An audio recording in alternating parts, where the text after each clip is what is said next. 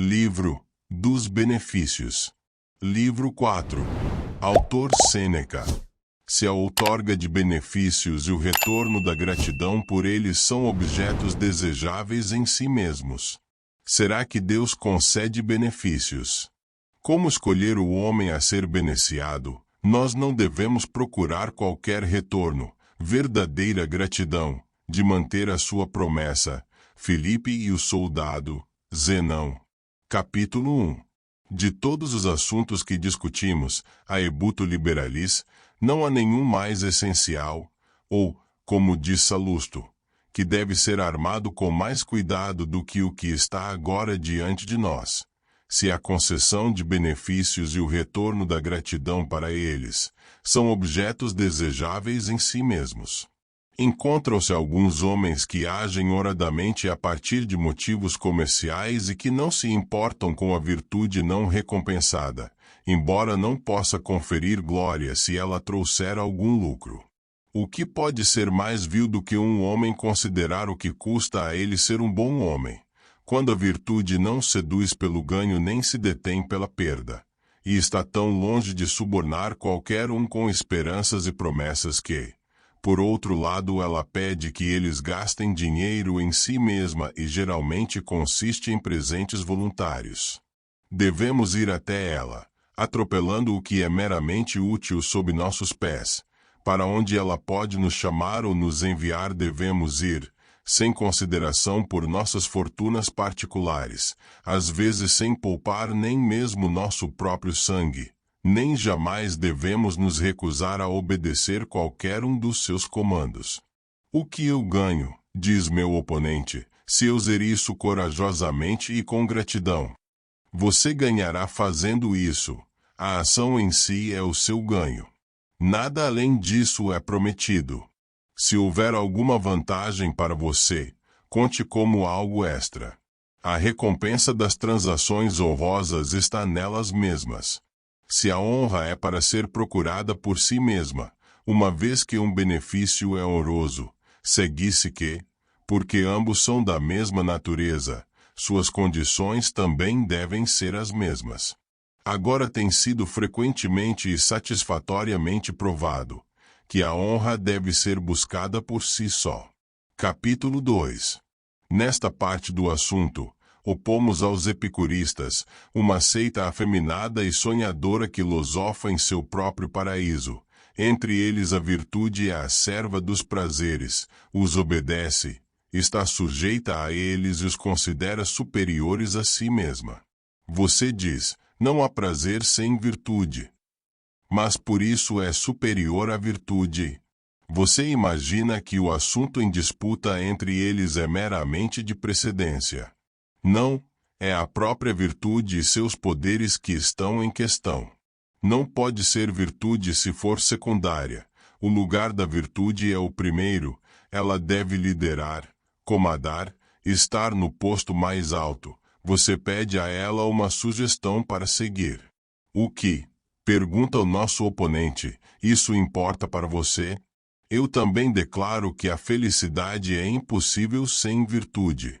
Sem virtude eu desaprovo e condeno os próprios prazeres que busco, e aos quais me entreguei. O único assunto em disputa é isto, se a virtude é a causa do bem maior, ou se é em si o bem maior. Você supõe, embora este seja o único ponto em questão, que é uma mera questão de precedência. É uma confusão e cegueira óbvia preferir o último ao primeiro. Eu não estou bravo com a virtude ser colocada abaixo do prazer, mas com ela sendo misturada com prazer, que ela despreza, de quem ela é inimiga, e da qual ela se separa o máximo possível, sentindo-se mais à vontade com o trabalho e o pesar, que são problemas masculinos, do que com coisas boas e femininas deles. Capítulo 3. Foi necessário inserir este argumento, meu liberalis, porque é papel da virtude conceder os benefícios que estamos discutindo agora, e é muito vergonhoso conceder benefícios com qualquer outro propósito que não seja o de serem presentes gratuitos.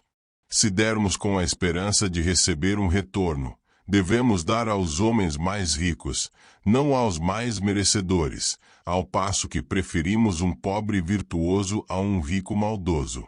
Isso não é um benefício, se leva em consideração a fortuna do receptor. Além disso, se o nosso único motivo para beneficiar os outros é nossa própria vantagem, aqueles que poderiam distribuir mais facilmente benefícios, como homens ricos e poderosos, ou reis, e pessoas que não precisam da ajuda de outros, nunca o fariam. Os deuses não nos concederiam as incontáveis bênçãos que eles derramam incessantemente sobre nós de noite e de dia, pois sua própria natureza os supre em todos os aspectos, e os torna completos, seguros e além do alcance do dano. Eles, portanto, nunca concederão um benefício a qualquer um, se o interesse próprio e pessoal for a única causa para a concessão de benefícios. Considere, não onde seu benefício será melhor outorgado, mas onde ele pode ser mais lucrativamente colocado em juros, de onde você mais facilmente o obterá de volta. Não é doação de benefícios, mas usura. Agora os deuses não têm nada a ver com a usura. Seguisse, portanto, que eles não podem ser liberais, pois se a única razão em dar é a vantagem do doador, uma vez que Deus não pode esperar receber quaisquer vantagens de nós, não há motivo para que Deus dê qualquer coisa. Capítulo 4. Eu sei que resposta pode ser dada para isso. Verdadeiro. Portanto, Deus não concede benefícios, mas, livre de cuidados e desatento a nós, ele se afasta de nosso mundo ou faz alguma outra coisa, ou então não faz nada, o que Epicuro pensou a maior felicidade possível, e ele não é afetado por benefícios ou por lesões. O homem que diz isto não pode seguramente ouvir as vozes dos adoradores, e daqueles que ao seu redor estão levantando suas mãos para o céu e orando pelo sucesso tanto de seus assuntos privados quanto dos do Estado, o que certamente não seria o caso. Todos os homens não concordariam com essa loucura de apelar a deuses surdos e indefesos. A menos que soubéssemos que seus benefícios às vezes são concedidos a nós sem serem solicitados, às vezes em resposta a nossas orações, e que eles nos dão presentes grandes e agradáveis, que nos protegem dos perigos mais terríveis. Quem é tão pobre, tão indiferente, nascido da tristeza por um destino tão cruel, que nunca sentiu a vasta generosidade dos deuses? Olhe mesmo para aqueles que se queixam e estão descontentes com o seu destino. Você descobrirá que eles não estão totalmente sem participação na graça do céu, que não há ninguém em quem algo não tenha sido derramado daquela fonte mais graciosa. O presente que é concedido a todos, no nascimento, não é suficiente. No entanto, mesmo que as bênçãos da vida após a morte possam ser outras, a natureza nos deu muito pouco quando nos deu a si mesma. Capítulo 5. Disse, Deus não concede benefícios. De onde, então, vem tudo o que você possui, que você dá ou se recusa a dar, que você acumula ou rouba? De onde vêm estas inumeráveis delícias de nossos olhos, nossos ouvidos e nossas mentes? De onde vem a abundância que nos proporciona até luxo? Pois não são nossas próprias necessidades básicas contra as quais é feita a provisão. Somos amados tanto como realmente a sermos mimados, de onde tantas árvores trazem vários frutos, tantas ervas saudáveis, tantos tipos diferentes de comida distribuídas ao longo do ano, de modo que até mesmo o preguiçoso pode encontrar sustento no produto do acaso da terra. Então, também, de onde vêm as criaturas vivas de todos os tipos, algumas habitando a terra seca, outras as águas, outras saindo do céu, para que toda parte da natureza possa nos pagar algum tributo. Os rios que circundam nossos campos com as mais belas curvas, os outros que permitem a passagem para as frotas mercantes conforme o largos e navegáveis. alguns dos quais no verão estão sujeitos a extravasamentos extraordinários para que as terras ressequidas sob um sol brilhante possam de repente ser regada pelo ímpeto de uma torrente de verão. E quanto às fontes de águas medicinais, o que dizer da explosão de águas quentes na própria praia? Devo eu e tu, ó Senhor Larios, e, Benacos, ti, subindo com o rugido de ondas como mar. Ti, Lari Maxime, Teque, Uctibus Efremitu ad surgens, Benace, Marino. Capítulo 6. Se alguém lhe desse alguns acres, diria que você recebeu um benefício. Você pode negar que a extensão ilimitada da terra é um benefício. Se alguém lhe desse dinheiro e enchesse seu bolso, já que você acha isso tão importante, você chamaria isso de benefício. Deus enterrou incontáveis minas na terra, despejou da terra incontáveis rios, areias movediças de ouro. Ele escondeu em todo lugar enormes quantidades de prata, cobre e ferro, e concedeu-lhe os meios de descobri-los, colocando sobre a superfície da terra sinais dos tesouros escondidos abaixo. E ainda assim você diz que não recebeu nenhum benefício. Se uma casa lhe fosse dada, brilhante com mármore, seu telhado lindamente pintado com cores e dourado, você não chamaria de pequeno benefício. Deus construiu para você uma enorme mansão que não teme fogo ou ruína, na qual você não vê facetas frágeis, mais nas do que a própria serra com a qual elas são cortadas, mas vastos blocos de pedras preciosas, todas compostas por várias e diferentes substâncias cujos fragmentos mais palpáveis você admira tanto. Ele construiu um telhado que reluz de uma maneira durante o dia e outro de noite. E ainda assim você diz que não recebeu nenhum benefício. Quando você tanto valoriza o que possui, você faz a parte de um homem ingrato e pensa que não há ninguém a quem você esteja em dívida por eles. De onde vem o ar que você respira? A luz pela qual você organiza e executa todas as ações de sua vida. O sangue por cuja circulação seu calor vital é mantido. Aquelas carnes que estimulam seu paladar pelo sabor delicado depois que sua fome é saciada. Aqueles estimulantes que despertam você quando está cansado de prazer. Aquele repouso em que você está apodrecendo e mofando. Você não vai, se você for grato, dizer, é a um Deus que este repouso eu devo, ele eu adoro, como um Deus abaixo. Muitas vezes no seu altar os meus primogênitos sangrarão, veja, por sua generosidade aqui com junco rústico eu interpreto os ares, eu amo o dia ao vivo, o tempo que meus bois em volta de mim se perdem.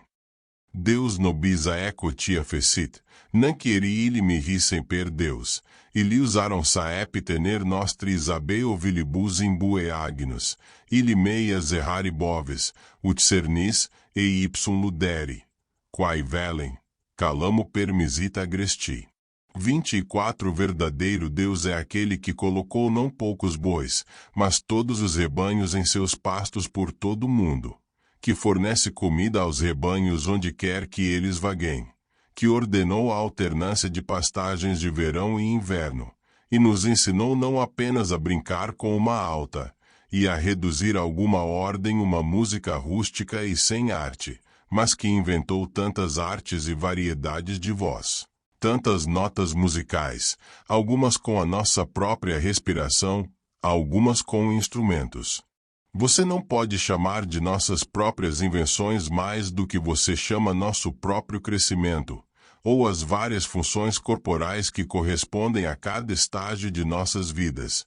Em um momento vem a perda dos dentes da infância, em outro, quando a nossa idade avança e cresce em masculinidade, a puberdade e o último dente do siso marca o M de nossa juventude.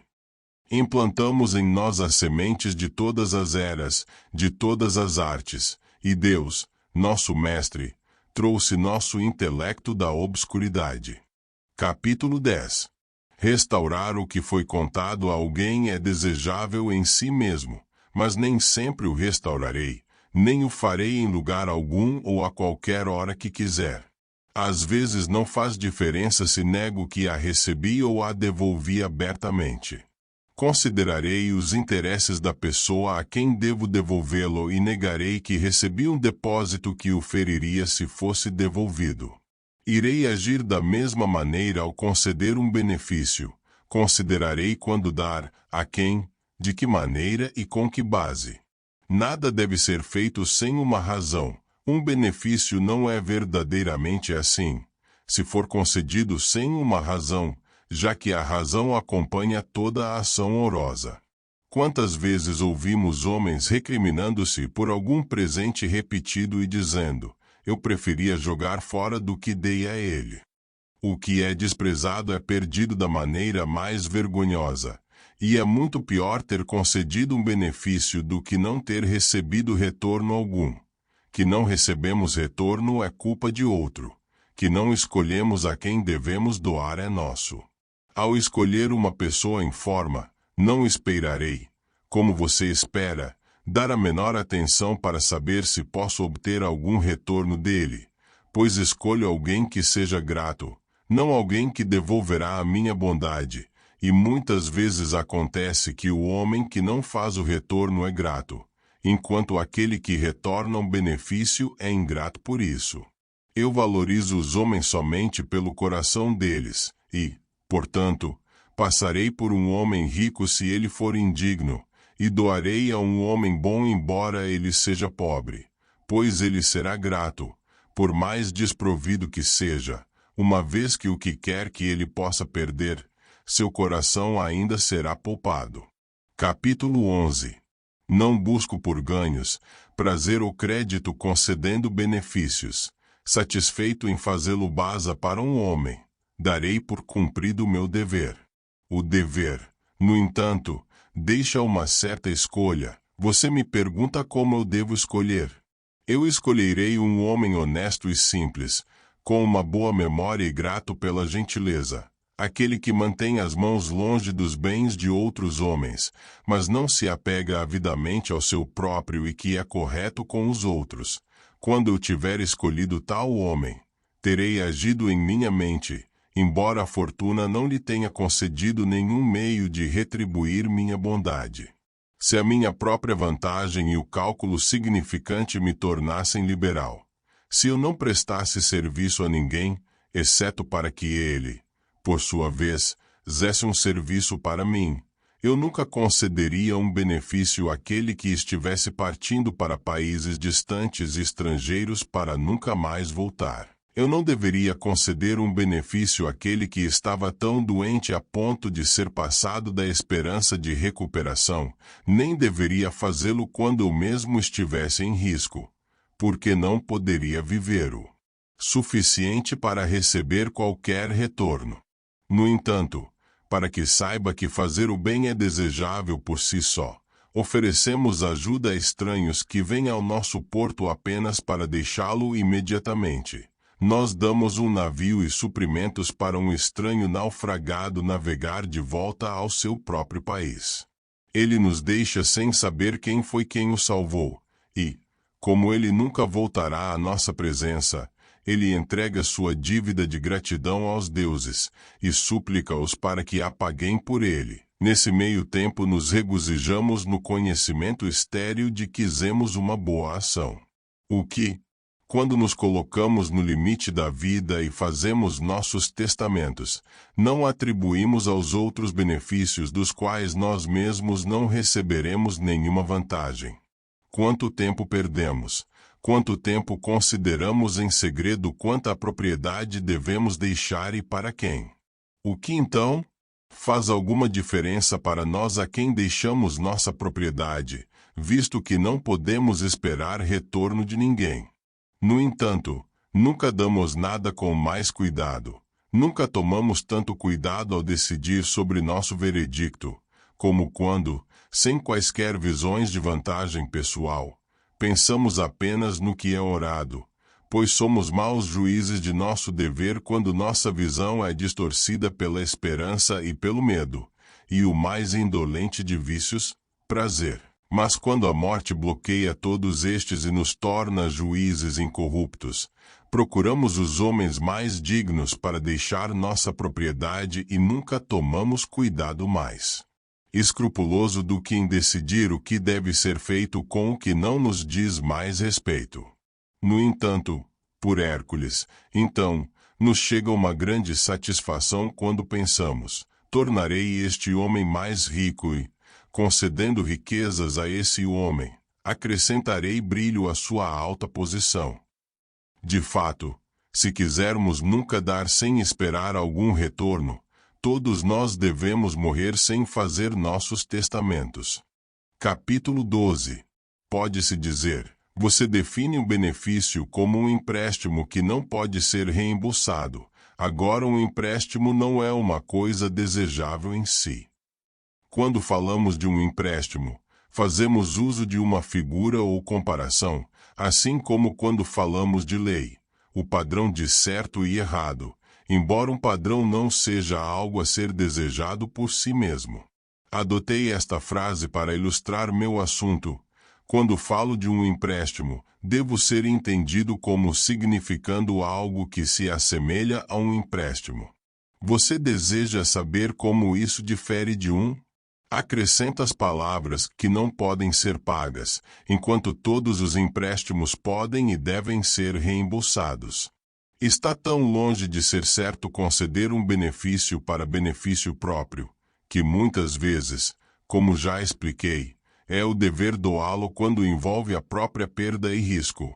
Por exemplo, se eu ajudar um homem quando estiver envolvido por ladrões, para que ele se afaste deles com segurança, ou ajude alguma vítima de violência, e traga para mim o grupo de homens fortes, muito provavelmente incorrendo-me a mesma desgraça da qual eu o salvei.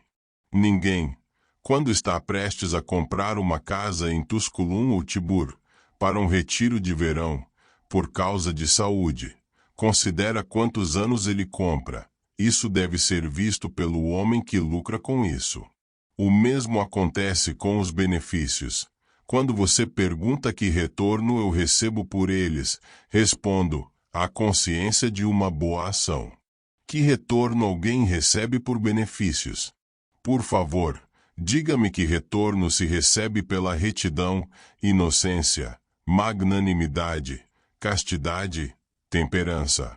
Se você deseja algo além dessas virtudes, não deseja as próprias virtudes.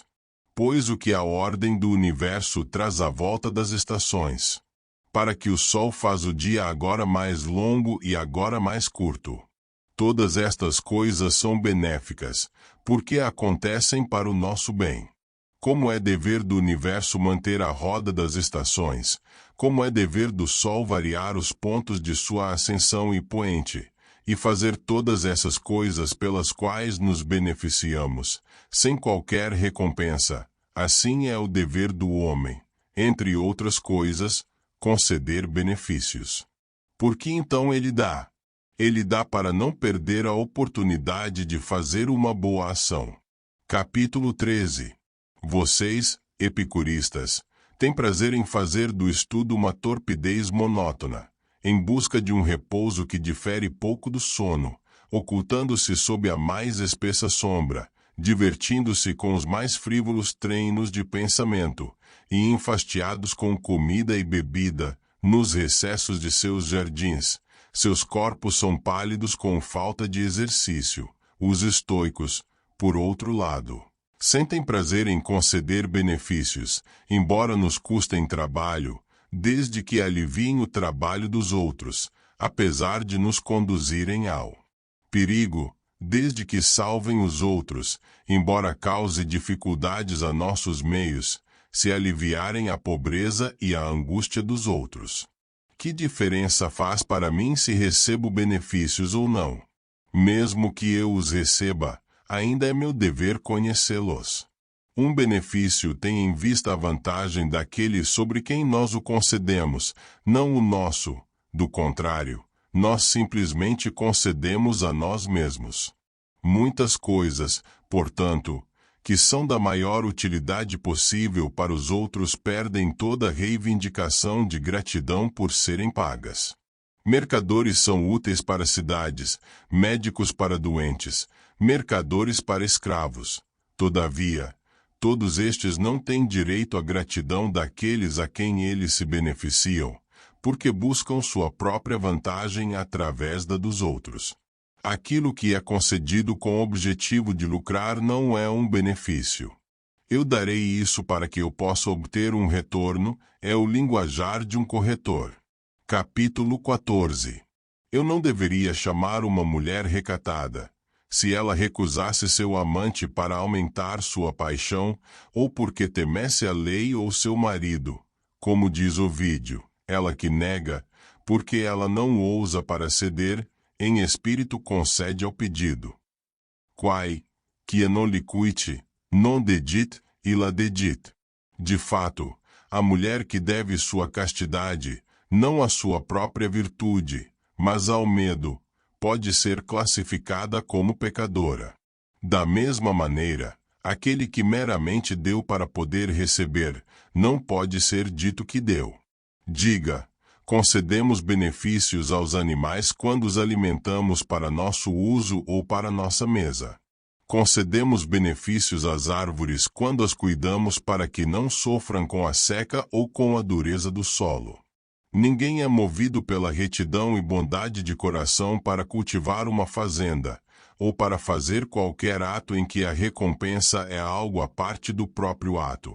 Mas quem é movido a conceder benefícios, não por motivos baixos e ávidos, mas por uma mente gentil e generosa, que mesmo depois de ter dado está disposta a dar de novo, renovar suas ex-recompensas por novas, que só pensa em quanto bem pode fazer o homem a quem dá, enquanto que fazer qualquer benefício, porque é nosso interesse fazê-lo, é uma ação mesquinha, que não merece elogios, nem crédito.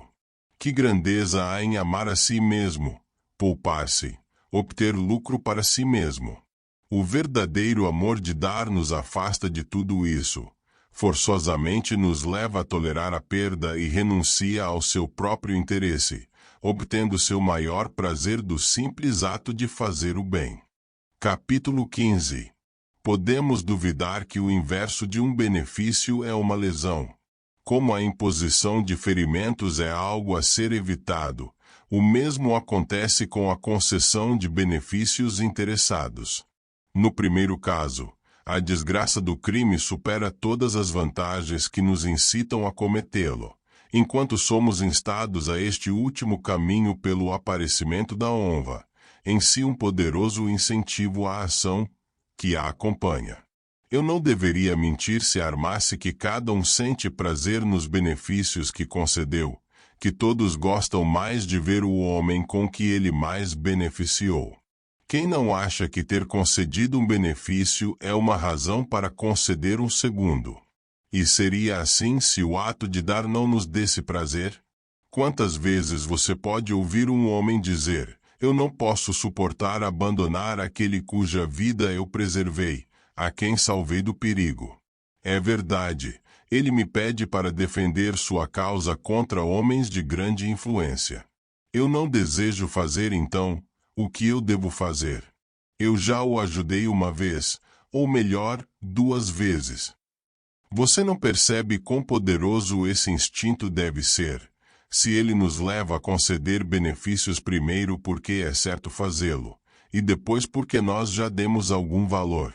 Embora, no início, um homem possa não ter direito sobre nós, ainda assim continuamos a dar a ele, porque já demos a ele. Tão falso é que somos instados a conceder benefícios por nosso próprio interesse que mesmo quando nossos benefícios provam fracassos, continuamos a amamentá-los e encorajá-los por puro amor ao benefício, que tem uma fraqueza natural mesmo pelo que tem sido concedido em erro, como que sentimos por nossos e os perversos. Capítulo 16. Esses nossos mesmos adversários admitem que são gratos, mas não porque é ooroso, mas porque é proveitoso que assim seja. Isto pode ser provado falso facilmente, porque pode ser estabelecido pelos mesmos argumentos pelos quais nós estabelecemos que conceder um benefício é desejável por si só. Todos os nossos argumentos partem deste ponto, de que a honra é buscada sem motivo, exceto porque é honra. Agora, quem se arriscará a levantar a questão sobre se é honroso ser grato? Quem não abomina o homem ingrato, inútil como ele é a si mesmo? Como você se sente quando alguém é considerado ingrato por grandes benefícios conferidos por um amigo? É como se ele tivesse feito algo vil, ou simplesmente tivesse negligenciado fazer algo útil e provavelmente lucrativo consigo mesmo. Imagino que você pense que ele é um homem mau e que merece punição, não alguém que precise de um guardião, e isso não seria o caso, a menos que a gratidão fosse desejável em si mesma e honrosa. Outras qualidades, pode ser, manifestam sua importância menos claramente, e exigem uma explicação para provar se são honrosas ou não. Isto está abertamente provado ser assim à vista de todos, e é lindo demais para qualquer coisa obscurecer ou turvar sua glória. O que é mais louvável do que retornar gratidão por bons ofícios? Capítulo 17. Por favor, diga-me o que é que nos incita a fazer isso. É lucro. Porque, a menos que um homem despreze o lucro, ele não é grato. Seria a ambição? Porque, o que há para se gabar em ter pago o que você deve? Seria medo? O homem ingrato não sente nenhum, pois contra este crime não há nenhuma lei, como se a natureza tivesse tomado precauções suficientes contra ele. Assim como não há lei que obrigue que os pais amem e favoreçam seus filhos, vendo que é supérfluo nos forçar ao caminho que naturalmente tomamos, assim como ninguém precisa ser instado a amar a si mesmo, já que o amor próprio começa a agir assim que nascemos, então não há lei nos obrigando a buscar aquilo que é honroso em si mesmo, pois tais coisas nos agradam por sua própria natureza. E tão atraente é a virtude que a disposição até mesmo dos homens maus os leva a aprovar o bem e não o mal. Quem não deseja parecer beneficente, que nem mesmo quando mergulhado no crime e no erro se esforça no fingimento da bondade, não coloca uma demonstração de justiça até mesmo em seus atos mais imoderados, e se esforça para parecer ter conferido um benefício mesmo àqueles a quem prejudicou. Consequentemente, os homens se deixam agradecer por aqueles que arruinaram e nem ser bons e generosos, porque não podem se provar assim, e isso eles nunca fariam se não fosse que o amor à própria honra os obriga a buscar uma reputação que esteja em desacordo com seu caráter real e a ocultar sua baixeza, um vício cujos frutos cobiçamos, embora consideremos em si mesmo com antipatia e vergonha. Pergunte a qualquer um daqueles que vivem do roubo se preferiria obter o que rouba e por meios honestos. O homem cujo ofício é o roubo em rodovias e o assassinato de viajantes preferiria encontrar o objeto de sua pilhagem do que levá-lo à força. Você não encontrará ninguém que não prera desfrutar dos frutos da maldade sem agir perversamente. A natureza nos concede essa vantagem imensa. A luz da virtude brilha na mente de todos, mesmo daqueles que não a seguem. Contemplem-na em admiração. Capítulo 18. Uma prova de que a gratidão é desejável por si mesma reside no fato de que a ingratidão deve ser evitada por si mesma, porque nenhum vício desordena mais poderosamente e destrói a união da raça humana. Em que contamos a segurança, senão em bons ofícios mútuos um para o outro. É somente pelo intercâmbio de benefícios que ganhamos alguma medida de proteção para nossas vidas e de segurança contra desastres súbitos. Tomados isoladamente, o que deveríamos ser? Uma presa e vítima de animais selvagens, um banquete delicioso e fácil. Pois enquanto todos os outros animais têm força suficiente para se proteger, e aqueles que nascem para uma vida solitária e errante estão armados. O homem é coberto por uma pele macia, não tem dentes ou garras fortes para aterrorizar outras criaturas, mas fraco e nu. Só é fortalecido pela união. Deus concedeu ao homem dois dons, razão e união, que o elevam da fraqueza ao poder supremo. E assim, aquele que, se tomado sozinho, seria inferior a todas as outras criaturas, possui supremo domínio. União deu-lhe soberania sobre todos os animais. A união permitiu que um ser nascido na terra assumisse o poder sobre um elemento estranho, e lhe ordenasse ser também o senhor do mar. É a união que controla as incursões da doença, fornece suporte para nossa velhice e nos dá alívio da dor. É a união que nos fortalece e a qual procuramos proteção contra os caprichos da fortuna. Retire a união e você acabará com a associação pela qual a raça humana preserva sua existência. Contudo, você atirará se conseguir provar que a ingratidão não deve ser evitada por si mesma, pois quantos existem que possam ser ingratos com segurança?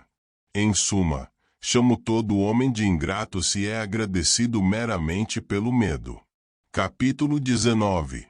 Nenhum homem sensato teme os deuses, pois é loucura temer o que é benéfico, e nenhum homem ama aquele que teme.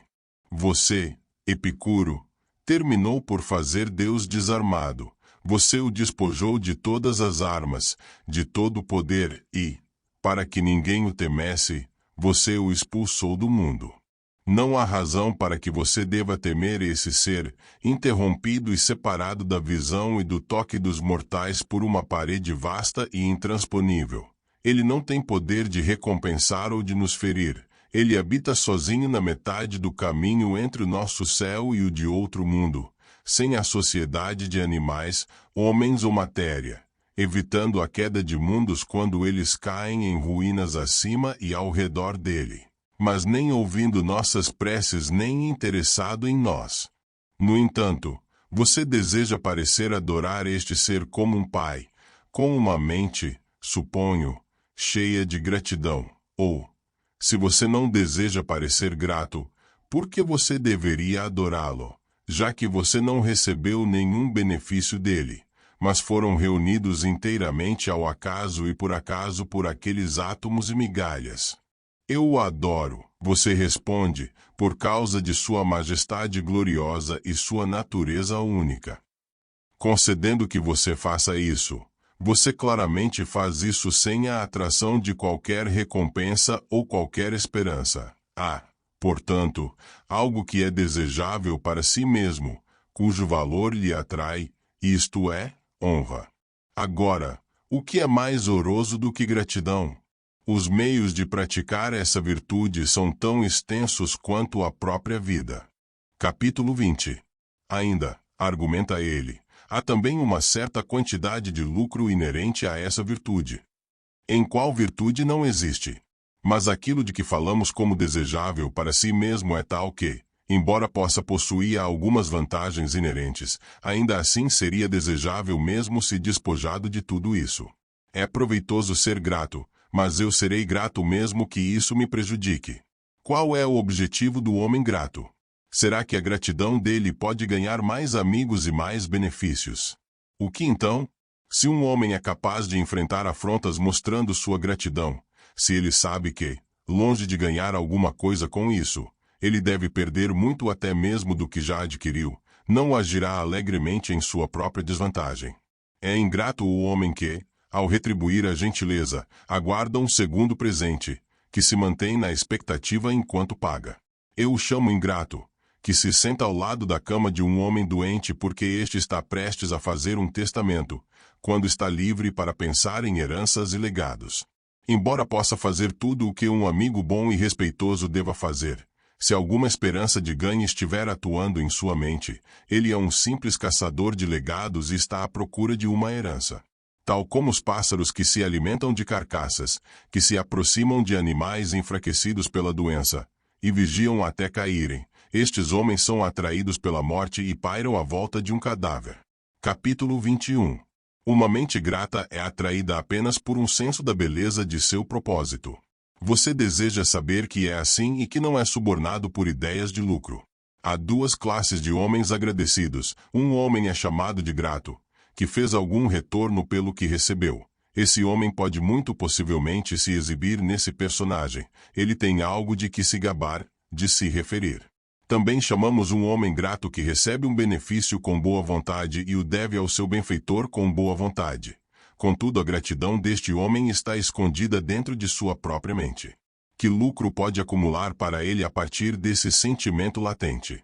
Contudo, este homem, embora não seja capaz de fazer nada mais que isso, é grato. Ele ama seu benfeitor, ele sente sua dívida para com ele, anseia por retribuir sua bondade.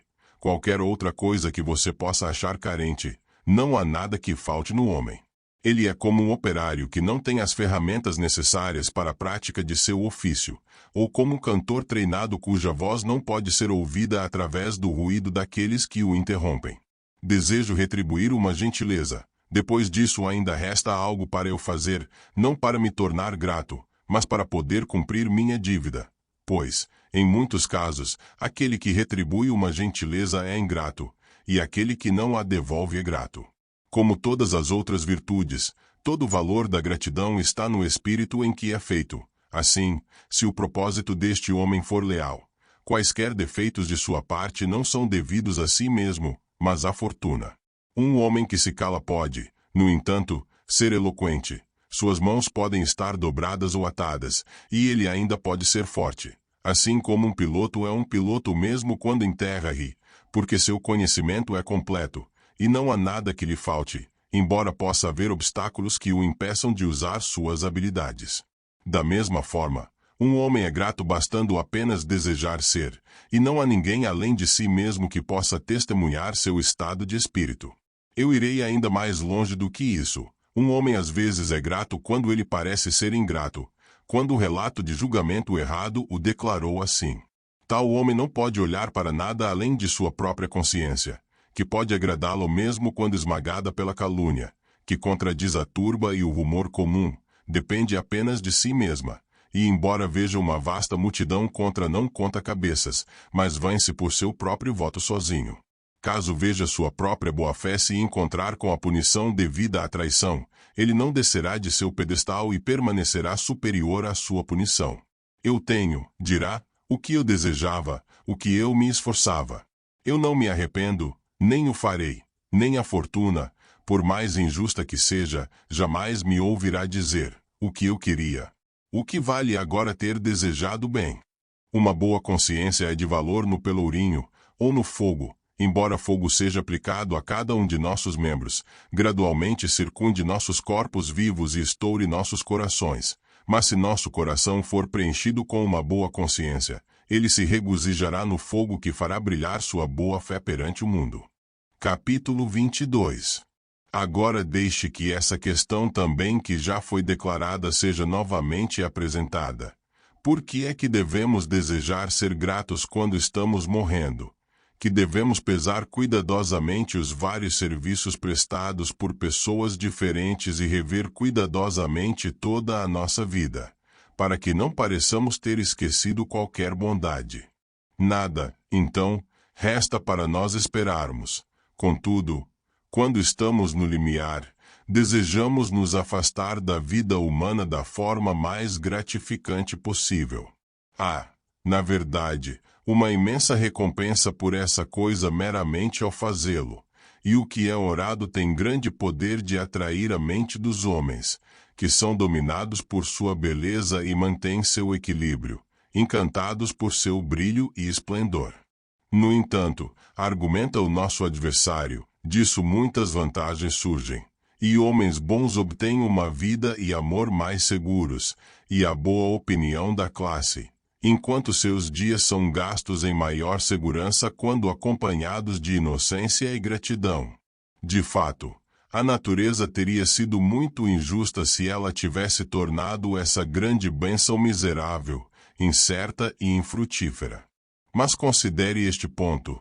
Se você faria o seu caminho para essa virtude, a qual é geralmente segura e fácil de alcançar, Mesmo que o caminho estivesse sobre rochas e precipícios, e estivesse cercado de bestas ferozes e serpentes venenosas.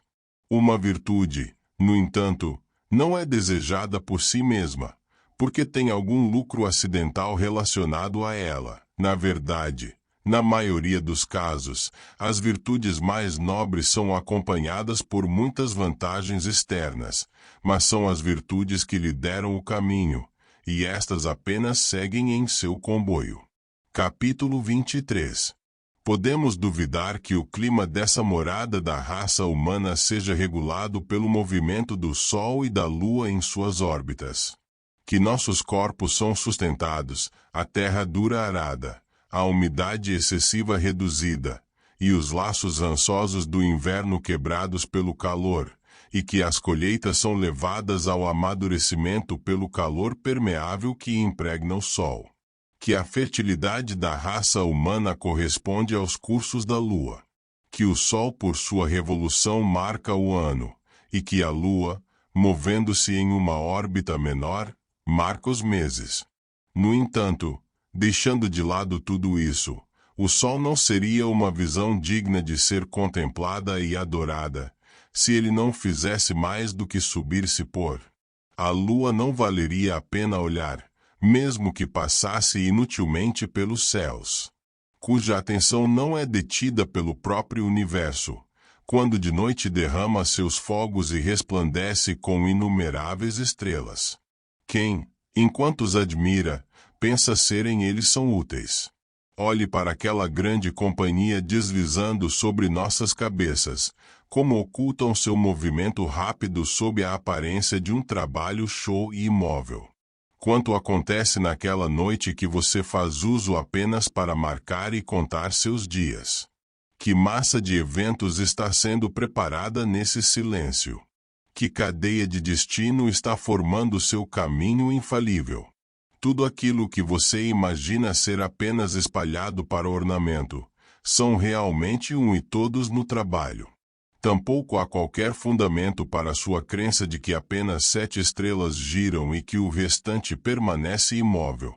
Entendemos as órbitas de algumas, mas incontáveis divindades, mais afastadas de nossa vista, que vêm e vão, enquanto a maior parte daqueles a quem nossa visão alcança se movimentam de maneira misteriosa e por um caminho desconhecido.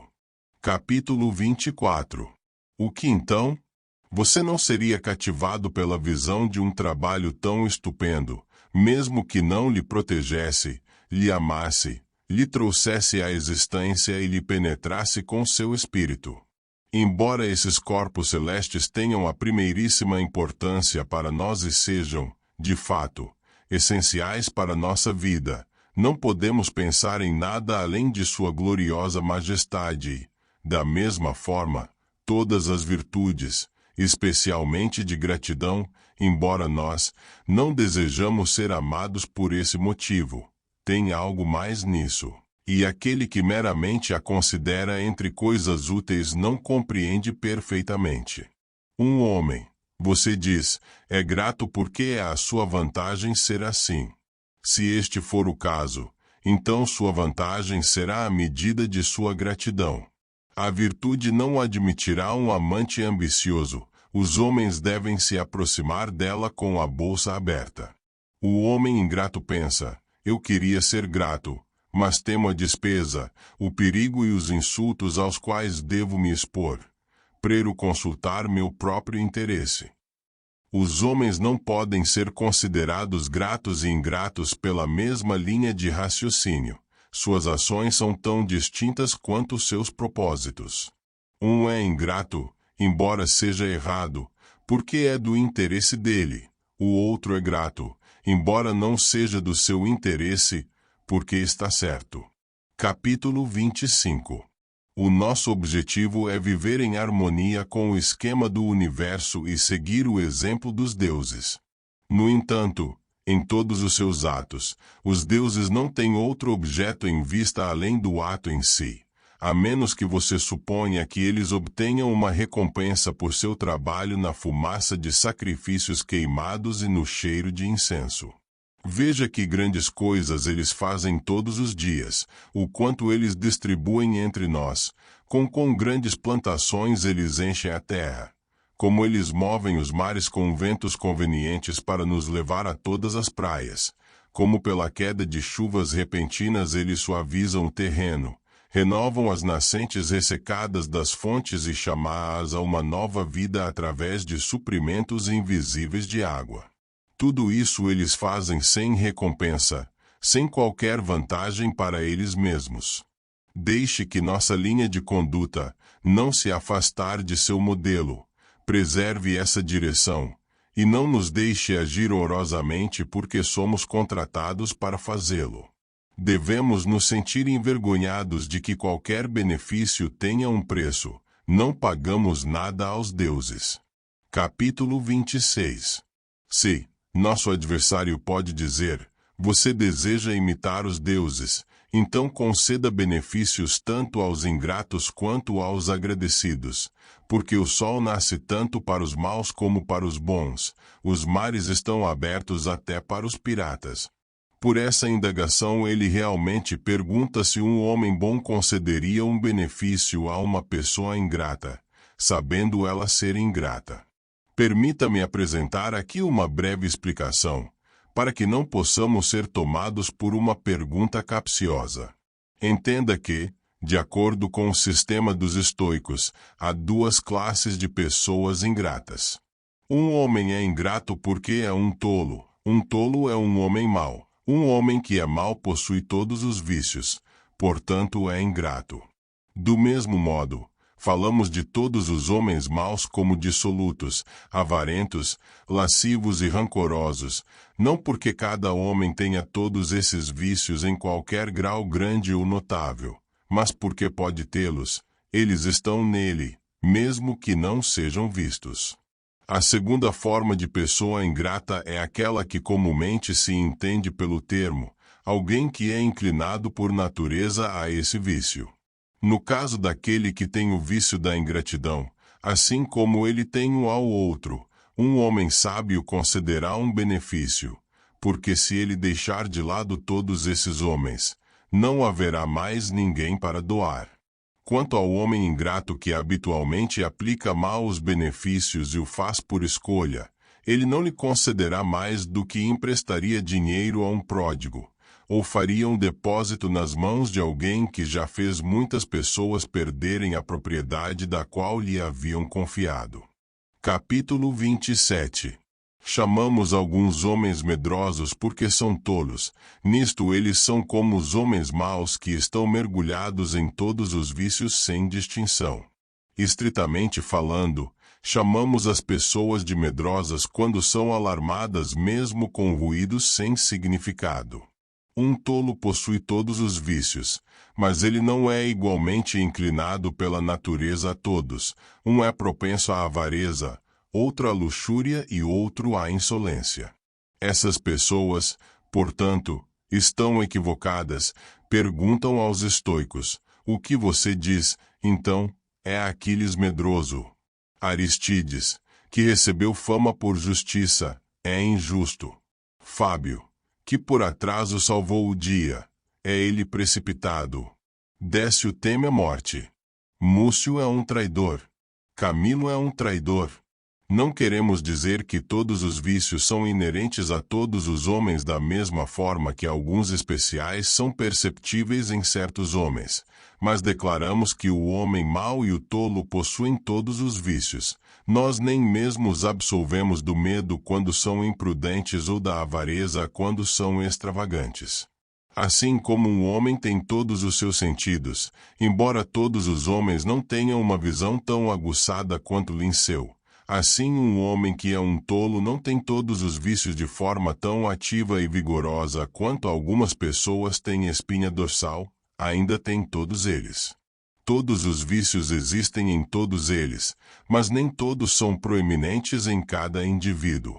Um homem é naturalmente propenso à avareza, outro é escravo do vinho, um terceiro da luxúria, ou, Se ainda não foi escravizado por essas paixões, ele é moldado por natureza a essa direção a qual seu caráter provavelmente o conduzirá. Portanto, para voltar à minha proposição original, todo homem mau é ingrato, porque ele tem as sementes de toda vilania nele, mas só aquele é justamente chamado quem é naturalmente inclinado a esse vício.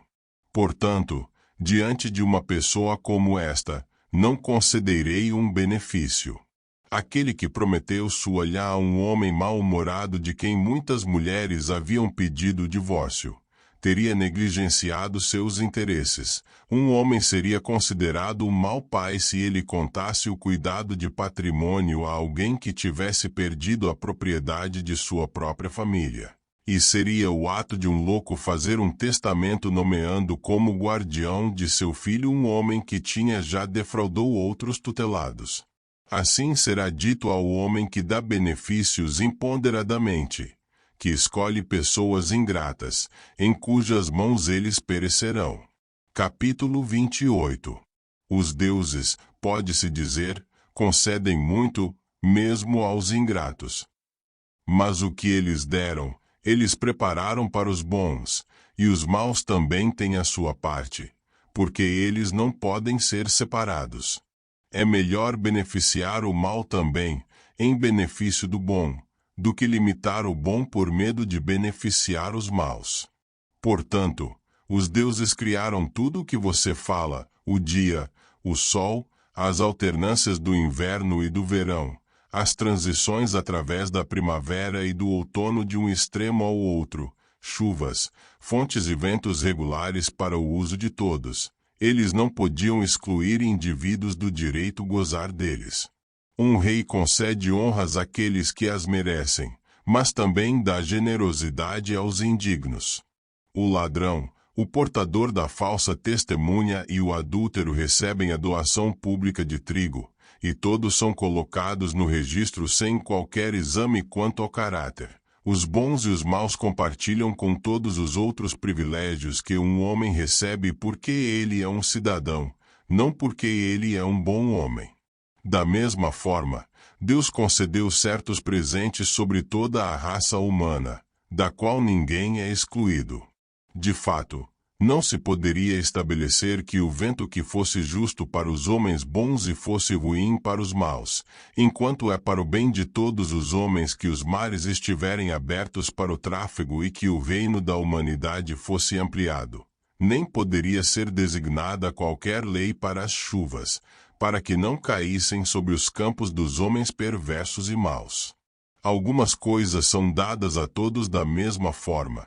Cidades são fundadas para homens bons e maus, obras de gênios alcançam, por publicação, até mesmo homens indignos. A medicina aponta os meios de saúde até para os ímpios. Ninguém restringe a fabricação de remédios por medo de que o indigno seja curado. Você deve buscar o exame e a preferência dos indivíduos em coisas que são concedidas separadamente àqueles que são considerados como merecedores, não nestes, que admitem a multidão para compartilhá-los sem distinção. Há uma grande diferença entre não excluir um homem e escolhê-lo. Até um ladrão recebe justiça, até os assassinos desfrutam das bênçãos da paz. Até mesmo aqueles que saquearam outros podem recuperar sua própria propriedade. Assassinos mercenários privados são defendidos contra o inimigo comum pelo muro da cidade. As leis protegem até mesmo aqueles que pecaram mais profundamente contra elas. Há algumas coisas que nenhum homem poderia obter a menos que fossem dadas a todos. Você não precisa, portanto, criticar aquelas coisas que toda a humanidade é convidada a compartilhar. Quanto às coisas que os homens recebem ou não a meu critério, eu não as concederei àquele que eu sei ser ingrato. Capítulo 29. Devemos, então, argumenta ele, não dar o nosso conselho a um homem ingrato quando ele está perdido, ou recusar-lhe um copo de água quando ele está com sede, ou não lhe mostrar o caminho quando ele perdeu o rumo, ou você faria esses serviços e ainda assim não lhe daria nada. Aqui vou fazer uma distinção ou, pelo menos, tentar fazê-la. Um benefício é um serviço útil, mas nem todo serviço útil é um benefício, pois alguns são tão insignificantes que não reivindicam o título de benefícios. Para produzir um benefício, duas condições devem coincidir. Primeiro, a importância da coisa dada, porque algumas coisas cão aquém da dignidade de um benefício. Quem já chamou uma fatia de pão de um benefício, ou um quinto tostão jogado para um mendigo, ou o meio de acender um fogo? Mas às vezes isso é mais valioso do que os benefícios mais caros. Ainda o seu baixo preço diminui a seu valor mesmo quando, pela exigência do tempo, eles se tornam essenciais. A condição seguinte, que é a mais importante de todas, deve necessariamente estar presente, a saber, que eu deveria conferir o benefício para o bem daquele a quem eu desejo que o receba, que eu deveria julgá-lo digno disso, outorgá-lo ao meu livre-arbítrio, e receber prazer do meu próprio presente. Nenhuma dessas condições estão presentes nos casos de que acabamos de falar, pois não conferimos coisas como as que são dignas deles, mas as entregamos sem cuidado, como ninharias, e não lhes damos-a. Um homem, mas sim a humanidade. Capítulo 30. Não negarei que às vezes eu daria mesmo aos indignos, em respeito aos outros, como, por exemplo, no concurso por cargos públicos, alguns dos mais baixos dos homens são preferidos por causa de seu nobre nascimento, em detrimento de homens industriosos sem família, e isso por boas razões. Pois a memória das grandes virtudes é sagrada, e mais homens terão prazer em ser bons, se o respeito pelos bons homens não cessar com suas vidas. O que fez do filho de Cícero um cônsul, exceto seu pai? O que há pouco trouxe Sina para fora do acampamento do inimigo e o levou ao consulado? O que fez Sesto Pompeu e os outros de Pompeia cônsules, a não ser a grandeza de um homem, que uma vez foi elevado tão alto que, por sua própria queda, exaltou suficientemente todos os seus parentes? O que fez de Fabius Persicus um membro de mais de uma agremiação de padres, embora até os perdulários evitassem seu beijo? Não foi Verrucosus e Alobrógico, e os 300 que para servir o seu país bloquearam o caminho do invasor com a força de uma única família. É nosso dever respeitar os virtuosos, não apenas quando presentes conosco, mas também quando removidos de nossa visão. Como eles eram de seu estudo não conceder seus benefícios em uma única época, mas deixá-los existir depois que eles mesmos tiverem falecido. Portanto, não contamos nossa gratidão a uma única idade. Se um homem gerou grandes homens, ele merece receber benefícios. Seja lá o que ele for, ele nos deu homens dignos. Se um homem desce de ancestrais gloriosos, o que quer que ele seja, encontre refúgio sob a sombra de sua ancestralidade. Como os lugares maus são iluminados pelos raios do sol, deixe os degenerados brilharem à luz de seus antepassados. Capítulo 31. Neste lugar, meu liberalis, desejo falar em defesa dos deuses. Às vezes dizemos, o que a providência poderia dizer ao colocar um Arrideu no trono? Você acha que a coroa foi dada para Arrideu? Ou melhor, foi dado ao pai e ao irmão dele. Porque o céu concedeu o império do mundo a Caio César, o mais sanguinário da humanidade, que costumava ordenar que o sangue fosse derramado em sua presença tão livremente quanto ele desejasse beber dele. Por que você acha que foi dado a ele? Foi dado a seu pai, Germânico, a seu avô, seu bisavô, e a outros antes deles, não menos homens ilustres, embora vivessem como cidadãos particulares em pé de igualdade com os outros. Porque, quando você mesmo estava fazendo cônsul de Mamerco Escauro 34, seria você ignorante de seus vícios. Ele mesmo os ocultou. Ele queria parecer decente.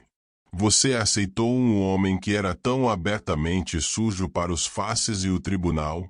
Sim, porque você estava pensando no grande e velho Escauro, o chefe do Senado, e não queria que seu descendente fosse desprezado. Capítulo 32. É provável que os deuses ajam da mesma maneira, que demonstrem maior indulgência a alguns por causa de seus pais e de seus ancestrais, e a outros pelo bem de seus netos, e uma longa lá de descendentes além deles, porque eles conhecem todo o curso de suas obras e têm acesso constante ao conhecimento de todos os que passarão por suas mãos. Essas coisas nos vêm do futuro desconhecido, e os deuses previram e estão familiarizados com os eventos pelos quais somos surpreendidos.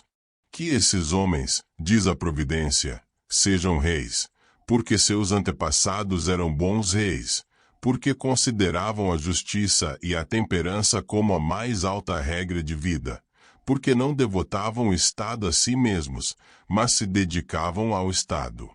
Que esses outros reinem, porque algum dos seus antepassados antes deles foi um bom homem, que tinha uma alma superior à fortuna, que preferia ser conquistado em vez de conquistar uma disputa civil, porque era mais em proveito do Estado.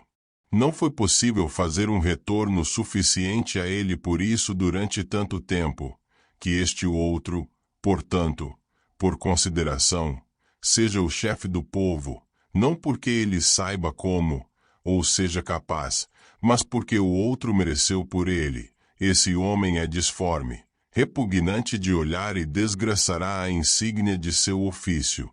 De repente os homens me culparão, chamando-me de cego e imprudente, sem saber de quem eu estou conferindo o que deveria ser dado ao maior e mais nobre dos homens, mas sei que, ao dar essa dignidade a um homem, estou pagando uma dívida antiga a outro. Como devem os homens de hoje conhecer aquele antigo herói, que tão resolutamente evitou a glória que o pressionava, que entrou em perigo com o mesmo olhar que outros homens usam quando escaparam do perigo, que nunca considerou seu próprio interesse como além daquela da comunidade? Onde, você pergunta, ou quem é ele? De onde ele vem? Você não o conhece. Cabe a mim equilibrar a conta de débito e crédito em casos como esses. Eu sei o quanto devo a cada homem. Pago depois de um longo intervalo, outros antecipadamente, de acordo com as minhas oportunidades e as exigências do meu sistema social. Por isso, às vezes concedo um pouco a um homem ingrato, embora não por sua própria causa. Capítulo 33. O que pode-se argumentar? Se você não sabe se seu homem é ingrato ou grato, você esperará até que saiba, ou você não perderá a oportunidade de conceder um benefício. Esperar é um longo negócio. Para como diz Platão, é difícil formar uma opinião sobre a mente humana. Não esperar é precipitado. A este objetor responderemos que nunca devemos esperar pelo conhecimento absoluto de todo o caso, uma vez que a descoberta da verdade é uma tarefa árdua, mas deve proceder na direção em que a verdade parece nos dirigir. Todas as nossas ações seguem nessa direção. É assim que disseminamos a semente, que navegamos no mar, que servimos no exército, casamos e criamos iós. O resultado de todas essas ações é incerto, então tomamos o rumo de que acreditamos que bons resultados podem ser esperados. Quem pode garantir uma colheita para o semeador, um porto para o marinheiro, a vitória para o soldado, uma esposa modesta para o marido, filhos obedientes para o pai? Nós procedemos da maneira em que a razão, não a verdade absoluta, nos dirige. Espere, não faça nada que sabia não dará certo. Não dê opinião até que você tenha procurado a verdade, e sua vida passará em absoluta ação. Uma vez que é apenas a aparência da verdade, não a verdade em si, que me leva para cá ou para lá, conferirei benefícios ao homem que, Aparentemente, será grato. Capítulo 34. Muitas circunstâncias, argumenta ele, podem surgir, o que pode permitir a um homem mau roubar o lugar de um bom, ou pode fazer um homem bom ser repudiado como se ele fosse o mau. Pois aparições, as quais nós contamos, são enganosas. Quem nega isso? No entanto, não consigo encontrar mais nada para orientar minha opinião. Devo seguir esses rastros em minha busca pela verdade, pois não tenho nenhum mais conável do que esses. Eu me esforçarei para avaliar o valor destes com todo o cuidado possível, e não irei apressadamente dar meu consentimento a eles. Por exemplo, em uma batalha, pode acontecer que minha mão seja enganada por algum erro, levando minha arma contra meu companheiro, e poupando meu inimigo como se ele estivesse do meu lado. Mas isso nem sempre acontece, e não ocorrerá por qualquer falha minha, pois meu objetivo é atacar o inimigo e defender meu compatriota. Se eu conheço um homem como ingrato, não concederei um benefício a ele. Mas o homem se fez passar por um bom homem por algum truque e me impôs. Bem, isso não é de forma alguma culpa do doador, que deu sob a impressão de que seu amigo era grato. Suponha, pergunta ele, que você prometesse conceder um benefício, e depois aprendesse que o seu homem é ingrato, você o concederia ou não? Se o dizer, você faz o mal conscientemente, pois você dá a um para quem você não deve. Se você se recusar, você faz o mesmo errado, pois você não dá àquele a quem você prometeu dar. Este caso perturba sua consistência, e sua declaração orgulhosa de que o homem sábio nunca se arrepende de suas ações, ou altera o que ele fez, ou altera seus planos. O homem sábio nunca muda seus planos enquanto as condições sob as quais ele os formou permanecem as mesmas. Portanto, ele nunca se sente arrependido, porque na época nada melhor do que o que ele fez poderia ter sido feito, nem poderia ter sido tomada uma decisão melhor do que aquela que foi feita. No entanto, ele começa tudo com a cláusula de salvação, se nada ocorrer em contrário. Esta é a razão pela qual dizemos que tudo vai bem com ele, e que nada acontece ao contrário de sua expectativa, porque ele tem em mente a possibilidade de algo acontecer para impedir a realização de seus projetos. É uma criança imprudente contar que a fortuna estará do nosso lado. O homem sábio considera os dois lados, ele sabe quão grande é o poder dos erros, quão incertos são os assuntos humanos, quantos obstáculos existem para o sucesso dos planos. Sem se comprometer, ele aguarda a questão duvidosa e caprichosa dos eventos, e pesa a certeza do propósito contra a incerteza do resultado. Aqui também, no entanto, ele é protegido por essa cláusula de salvação, sem a qual ele não decide nada e não começa nada. Capítulo 35. Quando eu prometo conceder um benefício, prometo, a menos que algo ocorra que torne meu dever não o fazer. E se, por exemplo, meu país ordenasse que eu desse ao Estado o que prometi a meu amigo, ou se uma lei fosse aprovada proibindo qualquer um de fazer o que eu prometi fazer por ele. Suponha que eu tenha prometido a você minha-lhe em casamento, que você se torne um estrangeiro e que eu não tenha nenhum direito de casar com estrangeiros. Neste caso, a lei, pela qual sou proibido de cumprir minha promessa, constitui minha defesa. Eu serei traiçoeiro, e me veria culpado por inconsistência, somente se eu não cumprir minha promessa quando todas as condições permanecerem as mesmas de quando eu as dei. Caso contrário, qualquer mudança me deixa livre para reconsiderar o caso todo e me absolver da minha promessa. Eu posso ter prometido defender uma causa, depois descubro que essa causa foi criada para formar um precedente para um ataque ao meu pai. Eu posso ter prometido deixar meu país e viajar para o exterior.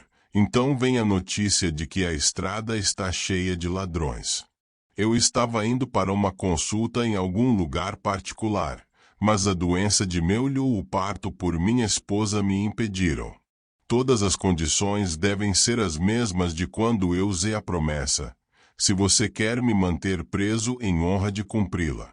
Agora, que maior mudança pode ocorrer do que eu descobrir que você é um homem mau e ingrato? Vou recusar a um homem indigno aquilo que eu pretendia dar a ele, supondo que ele fosse digno, e também terei motivos para ficar zangado com ele pelo truque que ele me fez. Capítulo 36. No entanto, vou analisar o assunto e considerar qual o valor da coisa prometida. Se for insignificante, eu a darei, não porque você seja digno disso, mas porque eu prometi, e não a darei como um presente, mas apenas para cumprir minhas palavras e me dar um puxão de orelha. Eu vou punir a minha própria imprudência em prometer pela perda do que dei. Veja como você está triste. Aprenda e toma mais cuidado com o que diz no futuro. Como o ditado diz, vou tirar dinheiro de sua língua. Se a questão for importante, não vou, como disse Mecenas, deixar que 10 milhões de sestércios me censurem. Vou pesar os dois lados da questão um contra o outro. Há algo em cumprir o que você prometeu. Por outro lado, há muita coisa em não conceder um benefício àquele que é indigno. Agora, quão grande é esse benefício? Se é insignificante, vamos piscar e deixar passar. Mas se me causasse muita perda ou muita vergonha, eu me desculparia uma vez por ter recusado, do que ter que fazê-lo depois por dar. A questão toda, repito, depende de quanto vale a coisa dada, deixe que os termos da minha promessa sejam avaliados. Não apenas me recusarei a dar o que posso ter prometido precipitadamente, mas também exigirei de volta o que eu posso ter concedido erroneamente. Um homem deve estar louco se cumprir uma promessa feita sob erro. Capítulo 37. Filipe, rei dos Macedônios, tinha um soldado forte cujos serviços ele achará úteis em muitas campanhas. De tempos em tempos, ele dava a esse homem parte da pilhagem como recompensa de seu valor, e costumava estimular seu espírito ganancioso por seus presentes frequentes.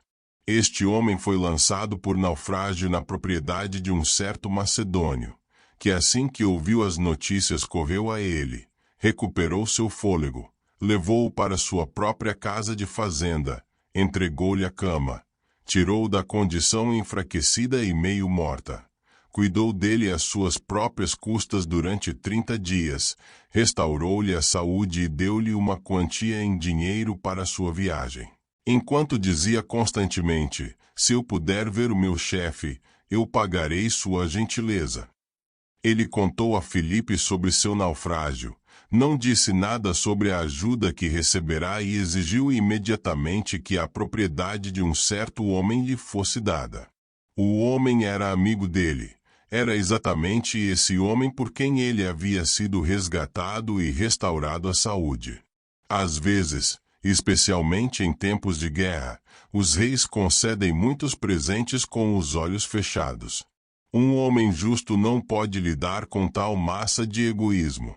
Não é possível para qualquer um ser ao mesmo tempo um bom homem e um bom general. Como são tantos milhares de homens insaciáveis saciados. O que eles teriam, se todo homem tivesse o seu próprio? Assim, Filipe argumentou consigo mesmo enquanto ordenava que o homem fosse colocado na posse da propriedade que ele pedia. No entanto, o outro, quando foi expulso de seus bens, não suportou, como um camponês, seus erros em silêncio.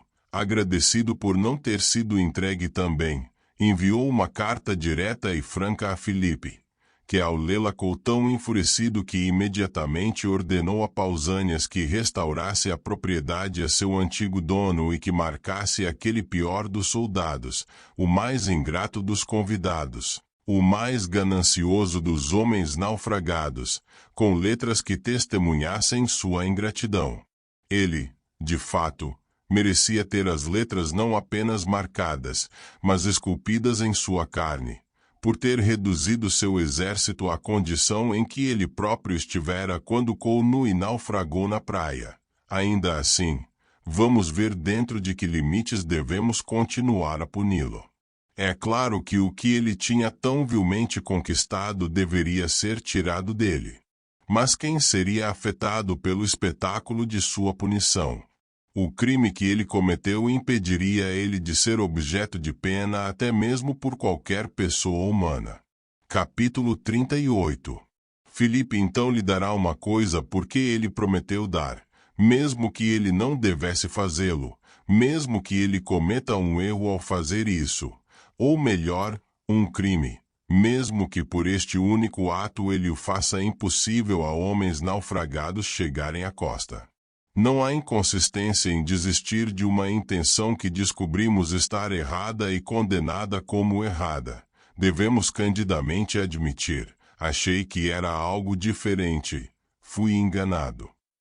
É mero orgulho e tolice persistir. O que eu disse uma vez, seja o que for, permanecerá inalterado e estabelecido.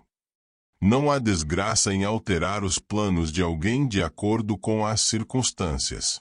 Agora, se Filipe tivesse deixado este homem em posse daquela praia que ele obteve por seu naufrágio, ele não teria praticamente pronunciado sentença de banimento contra todos os desafortunados no futuro. Em vez disso, diz Filipe, carregas na tua fronte essas letras, para que sejam impressas aos olhos de todos no meu reino. Vejam, quão sagrada é a mesa da hospitalidade. Mostrem-lhe seu rosto, que sobre possa ler o decreto que impede que seja um crime capital dar refúgio aos desafortunados sob o teto da casa. A ordem será mais certamente respeitada por este meio do que se eu tivesse inscrito em tablets de latão. Capítulo 39.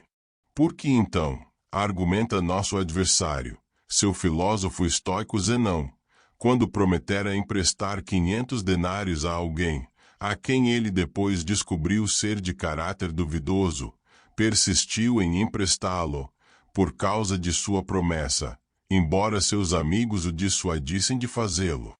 Em primeiro lugar, um empréstimo não está em pé de igualdade com um benefício. Mesmo quando emprestamos dinheiro a uma pessoa indesejável, podemos recuperá-lo. Eu posso exigir pagamento em um determinado dia, e se ele for à falência, posso obter minha parte de sua propriedade, mas um benefício é perdido total e instantaneamente. Além disso, um é o ato de um homem mau, o outro de um pai ruim de uma família. Em segundo lugar, se a soma fosse maior, nem Zenão teria insistido em emprestá-la. Foram 500 denários, o tipo de soma em que se diz que ele gaste com remédios, e valeu a pena pagar tanto para evitar quebrar sua promessa. Vou sair para jantar, mesmo que o tempo esteja frio, porque prometi ir, mas não vou, se a neve cair. Deixarei minha cama para ir a um banquete de noivado, embora possa estar sofrendo de indigestão, mas não farei isso se estiver com febre. Eu me tornarei a dor por você, porque prometi. Mas não se você deseja me tornar a dor em alguma transação de problema incerto, se você me expor a perder meu dinheiro para o Estado. Existe, através de todos esses casos, eu argumento, uma exceção implícita. Se eu puder, desde que seja certo para mim, se essas coisas forem assim e assado. Faça a mesma coisa quando você me pede quando cumprir minha promessa, se como quando eu a dei, e será mera inconstância desapontá-lo. Mas, se algo de novo aconteceu nesse meio tempo, por que você deveria se perguntar se minhas intenções mudaram quando as condições sob as quais eu prometi mudaram? Coloque tudo de volta como estava, e eu serei o mesmo que era. Entramos em anciã para comparecer, mas se não o fizermos, uma ação não estará em todos os casos contra nós, pois somos desculpados pela inadimplência se forçados a fazê-la por um poder ao qual não podemos resistir. Capítulo 40. Você pode dar a mesma resposta à pergunta sobre se devemos, em todos os casos, demonstrar gratidão pela bondade e se um benefício deve ser reembolsado em todos os casos. É meu dever mostrar uma mente agradecida, mas em alguns casos minha própria pobreza, em outros a prosperidade do amigo a quem devo algum retorno, não me permitirá concedê-la. O que, por exemplo, sou eu, um homem pobre, para dar a um rei ou a um homem rico em troca de sua bondade, especialmente porque alguns homens consideram errado receber seus benefícios, e costumam acumular um benefício sobre outro. Ao lidar com essas pessoas, o que mais posso fazer do que desejar pagá-las? No entanto, não devo recusar receber um novo benefício, porque não paguei o primeiro. Eu o tomarei tão livremente quanto for dado, e me oferecerei ao meu amigo como um campo amplo para o exercício de sua boa natureza. Aquele que não está disposto a receber novos benefícios deve estar insatisfeito com o que já recebeu. Você diz, eu não poderei devolvê-los. O que é isso para o propósito? Estou disposto a fazê-lo se tiver oportunidade ou meios. Ele me deu, é claro, tem oportunidade e meios, ele é um homem bom ou ruim. Se ele é um bom homem, tenho um bom argumento contra ele e não vou pedir que ele seja mau. Tampouco acho correto insistir em fazer o reembolso, mesmo que seja contra a vontade daqueles a quem pagamos, e pressioná-los, por mais relutantes que sejam. Não é reembolso forçar um homem não disposto a retomar o que você estava disposto a fazer. Algumas pessoas, se algum presente insignificante for enviado a elas, depois enviam de volta alguma outra coisa sem nenhuma razão particular. E então declaram que não estão sob nenhuma obrigação. Enviar algo de volta de uma só vez e equilibrar um presente por outro é a próxima coisa a se recusar a recebê-la. Em algumas ocasiões, não devolvo um benefício, embora eu possa fazê-lo. Quando, ao fazer isso, eu mesmo perderei mais do que ele ganharia, ou se ele não notasse nenhuma vantagem para si mesmo ao receber aquilo que seria uma grande perda para mim retornar. O homem que está sempre ansioso por retribuir sob todas as circunstâncias, não tem o sentimento de um homem grato, mas de um devedor, e, para resumir, aquele que está ansioso para pagar não está disposto a cair em dívida com um amigo. Aquele que não está disposto e, no entanto, está em dívida com o amigo, é ingrato. Parabéns por chegar até o final deste audiolivro.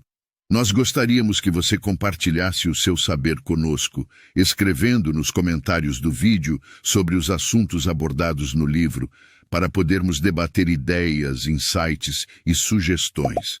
Se você gostou do livro, deixe seu like e inscreva-se no nosso canal para não perder nenhum audiolivro. Obrigado por fazer parte da nossa comunidade.